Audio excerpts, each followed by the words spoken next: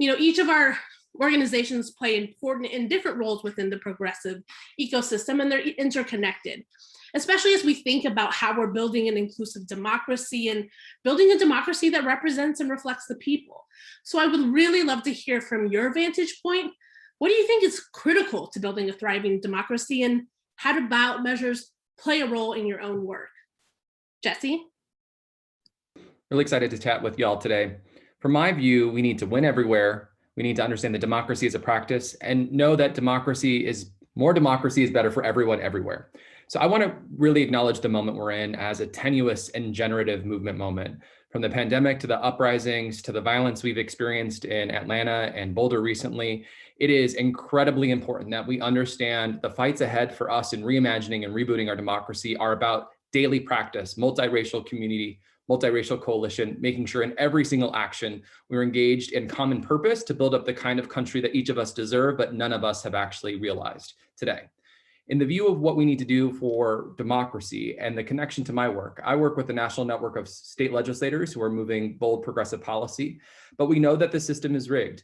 In this last election, we saw that, by wide margins all across the country, led by BIPOC voters in places like Arizona and Georgia and Pennsylvania and Michigan, that Democrats won a Democratic trifecta. And we saw from ballot measures that there's a huge demand for progressive public policy in places like Oklahoma expanding Medicaid or Florida increasing the minimum wage.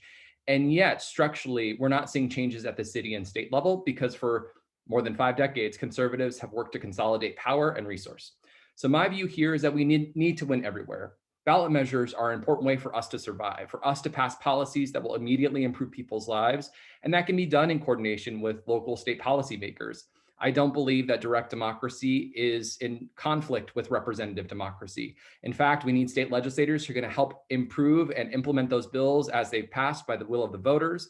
And at the same time, as we win some of these fights at ballot measures, it allows us to be more bold in our advocacy. And I'll give an example in Colorado. When we defeated the abortion ban that was proposed in Colorado with the ballot measure, it allows state legislators to have more space to fight for reproductive justice. And that's exactly what state legislators there are doing with movement partners today. So we have to link our strategies and know that we have to win everywhere. Democracy is a practice. And in fact, we need to expand how we think about more democracy everywhere. Thanks so much, Jesse. Mo? Sure. And, thanks for this invitation. Well, from my perspective, a thriving democracy must include co-governance. And by that, I mean a relationship really and a model where the people have the ear, the attention, are in partnership with legislators and elected officials and folks who are engaged in the act of governing, right? So that those folks can quickly meet the needs of the people. And ballot measures are critical to this, I think. If legislators are gridlocked, for example, or unwilling to carry out what is clearly the abiding will of the people, ballot measures allow us to organize critical mass in order to get an issue up for a vote and give the people a direct say in pressing matters. And to me, ultimately, the demos, democracy, that's what we're experimenting with.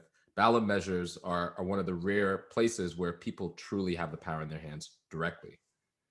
That's so true. I mean, that's why we call it direct democracy. It is literally putting the power into our people's hands and giving us a seat at a table that we are really often not invited to at all. Last year, I think about everything we've learned in the last year. And I know Jesse will appreciate this. One of the things that I have learned is we are truly living in Octavia Butler's Parable of the Sower. And one of those iconic quotes from the book is, all that you touch, you change. All that you change changes you. The only lasting truth is change. God is change. Everything is changing around us, including our democracy and what it means to participate and what we want it to look like moving forward. And we're really seeing this play out in the States as we are seeing all these voter suppression efforts after people of color and young people turned out in wide margins and delivered a victory, right? We saw this in 2009 as well. We're repeating history. So think about, from your perspective, how Octavia's words apply to the moment that we're in, especially at the state and local level where we need brilliance, right? To reboot our democracy. That was honestly never intended to include the three of us. Sure, I'll start. I mean, like you can't be in this work and not be personally impacted by it. So to me, this is an incredible time of uncertainty for all of us. And with that, like you said, change. So this with uncertainty comes change. The question isn't whether it will change, it's how will change.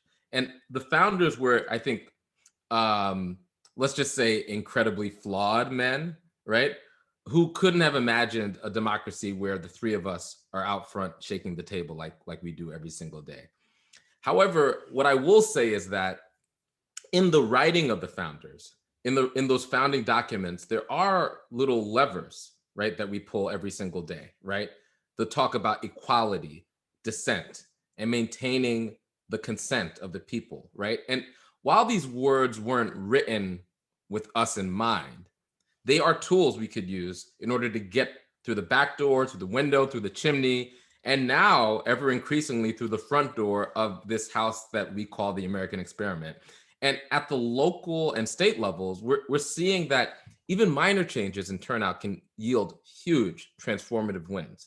So people got tired of being changed by the system and decided to be the changers in the system.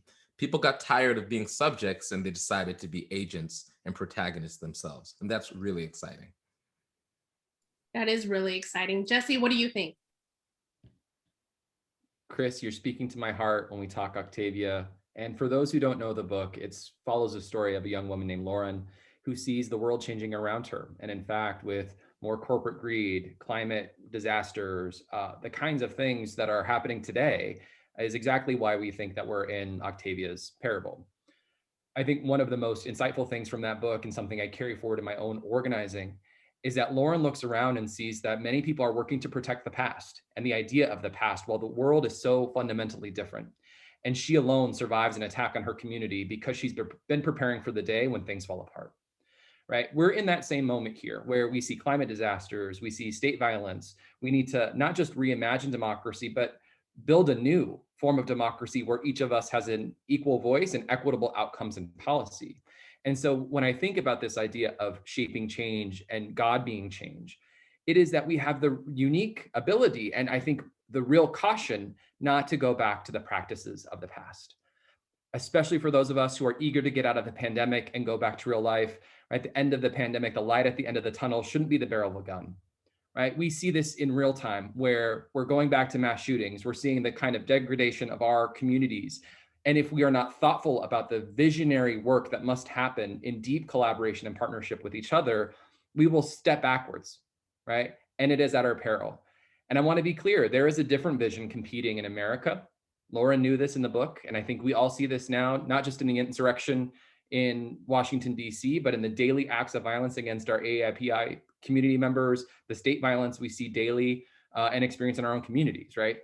There is a need for us to radically reimagine what's possible and work toward that vision. Otherwise, we will be devoured by the other vision that is consuming America today. Yeah, that is, often when I think about ballot measures, often ballot measures are ahead of our politicians, right? They're ahead of our institutions. Like, we've seen this clearly over the last several years.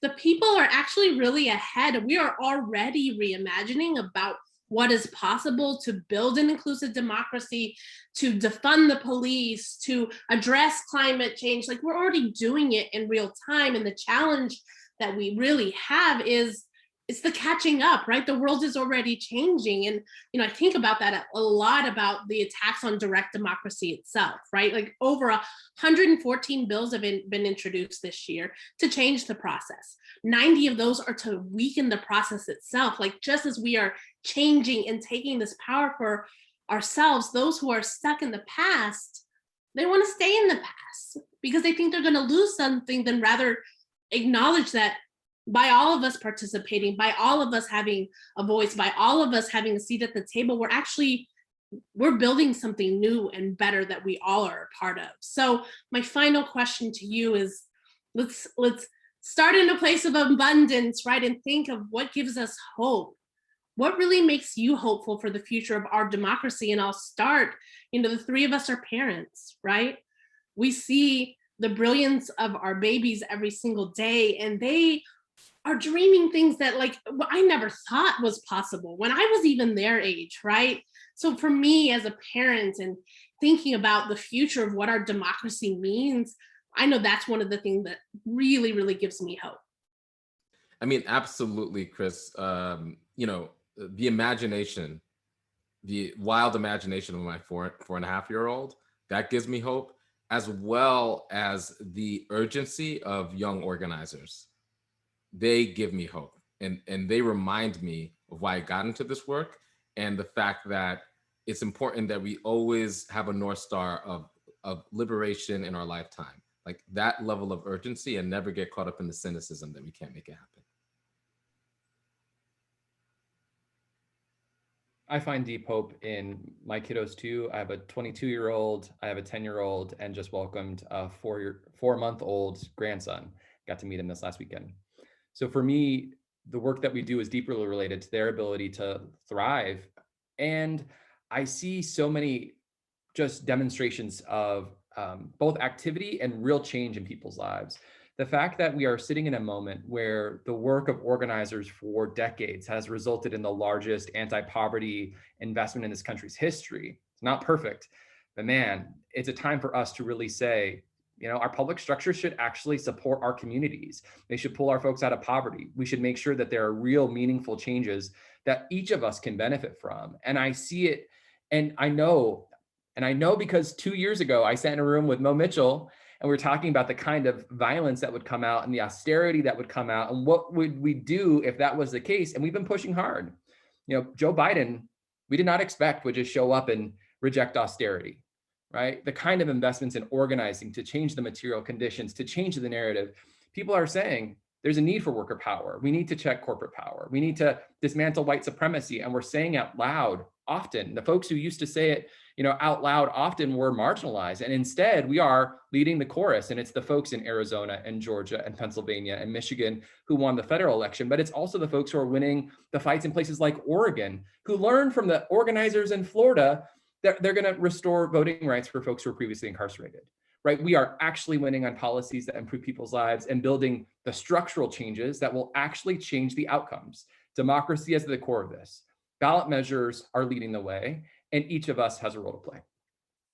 Thank you both so much. I feel like this is such a blessing. I love the partnership that we're building as fellow EDs, the partnership that we're building between our organizations, Working Families Party, State Innovation Exchange, and BIS, right? Like this is the collective work is really what it's going to take to reimagine and reboot and all the things. So, you are leaning into the theme of today, which is brilliance. And I am just so grateful to both of you. Thank you so much.